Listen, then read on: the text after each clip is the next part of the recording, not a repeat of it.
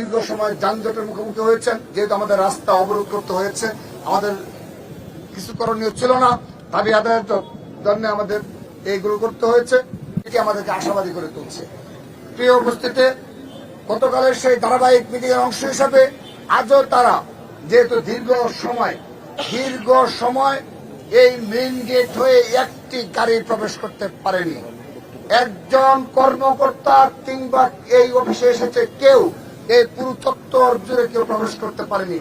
ওই পেছনের গেট হয়তো বা বিভিন্ন মাধ্যমে তারা অনেক কষ্টে হেঁটে হেঁটে অনেক দূর থেকে তাদের ওয়াল টপকে অনেকে প্রবেশ করতে হয়েছে। সেজন্য আমরা তাদের নিকট দুঃখ প্রকাশ করছি। আমাদের কিছু করণীয় ছিল না। সেই সাথে অত্র এলাকায় যারা দীর্ঘ সময় যানজটের মুখোমুখি হয়েছেন, যেহেতু আমাদের রাস্তা অবরোধ করতে হয়েছে, আমাদের কিছু করণীয় ছিল না, দাবি আদায়ের জন্য আমাদের এইগুলো করতে হয়েছে। আমরা আপনাদের দুঃখ প্রকাশ করছি। প্রিয় উপস্থিতি, আজও এই নির্বাচন কমিশন থেকে প্রতিনিধি দল এসে আমাদের সাথে মিটিং, আবারও এখানে মিডিয়ার সামনে তারা আমাদের সাথে কথা বলেছে এবং তারা আমাদের 3টি দাবির বিষয়ে তারা সুস্পষ্টভাবে তাদের অবস্থান স্পষ্ট করেছে। প্রথম যে দাবিটি ছিল যে পোস্টাল ব্যালট ইস্যু, তারা আমলে নিয়েছে এবং তারা কথা দিয়েছে এগুলো বহির্বিশ্বে যাই হয়েছে না কেন, কিন্তু বাংলাদেশে যে পোস্টাল ব্যালটের বিষয় রয়েছে সেগুলো তারা অবশ্যই নতুন ভাবে ছাপিয়ে ওই কারো প্রভাব প্রতিপত্তি ব্যতীতই তারা এই কাজ করতে সক্ষম হবে বলে তারা আমাদেরকে অবহিত করেছে। আমরা তাদের মধ্যে বিশ্বাস রাখতে চাই।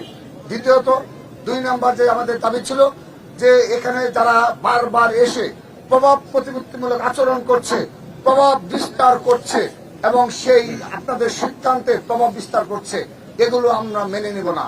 তারা তাদের উপর আস্থা রাখতে বলেছে।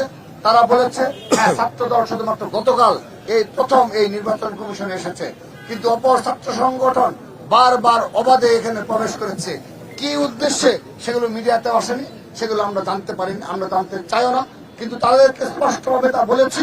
আমাদের যে অভিযোগ 2 নম্বর, তারাও আমাদের আশ্বস্ত করেছে যে আর কখনো কারো কোনো রাজনৈতিক প্রভাব প্রতিপত্তি দ্বারা কোনো সিদ্ধান্তে তারা পরিচিত হবে না। আমাদের আশ্বস্ত করে, আমরা আশ্বস্ত হতে চাই তাদের সিদ্ধান্তে বলে দেবে তা আমরা আশ্বস্ত হয়েছে কিনা, আমাদের পরবর্তীতে আবারও কোনো কর্মসূচি ঘোষণা করতে হবে কিনা, তাদের আচরণে সেটা বলে দেবে। প্রিয় উপস্থিতি, সেই সাথে নির্বাচন কমিশন আরেকটি বিষয় স্পষ্ট করেছে যে তারা সিদ্ধান্ত নেওয়ার আগেই, যেহেতু কোর্ট থেকে একটা সিদ্ধান্ত এসেছে, সেহেতু তারা 3 নম্বর যে সিদ্ধান্ত, সেই সিদ্ধান্ত তারা বলেছে যে যেহেতু সিদ্ধান্ত হয়ে গেছে তাহলে আর তাদের সিদ্ধান্তে নতুন করে প্রয়োজন নেই। কিন্তু সম্ভবত তাদের কথায় মনে হয়েছে যে তারা এই ধরনের সিদ্ধান্তের জন্য অপেক্ষা করছিল, হয়তোবা তারা তা না হলে হয়তোবা তারা কোনো নতুন কোনো সিদ্ধান্ত হয়তোবা তারা এখান থেকে হয়তোবা জারি করত। তো প্রিয় উপস্থিতি, যেহেতু আমরা 3টি অভিযোগের সুস্পষ্ট ভিত্তিতে আমরা স্পষ্টভাবে আমরা দাবি দেওয়া নিয়ে কোন গুপ্তভাবে কিংবা পেছনের দরজা দিয়ে আমরা কোনো মিটিং করিনি। আমরা যা করেছি মিডিয়ার সম্মুখে বক্তব্য রেখে, আমরা মিডিয়াকে সাক্ষী রেখে আমরা সবকিছু করেছি। আমরা আজ এখানে আনুষ্ঠানিকভাবে, যেহেতু তারা মিডিয়ার সম্মুখে আমাদেরকে অনুরোধ জানিয়েছে যে দীর্ঘ প্রায় 2 দিন ধরে পুরোপুরি অবরুদ্ধ অবস্থায় রয়েছে এই নির্বাচন কমিশন ভবন, এবং তারা এও জানিয়েছে আমাদের বক্তব্য এবং আজকে যেহেতু আমরা দুপুরের পর স্লোগান দেওয়ার জন্য অনুমতি প্রদান করেছি, তার আগে আমরা বারবার নিষেধ করেছি।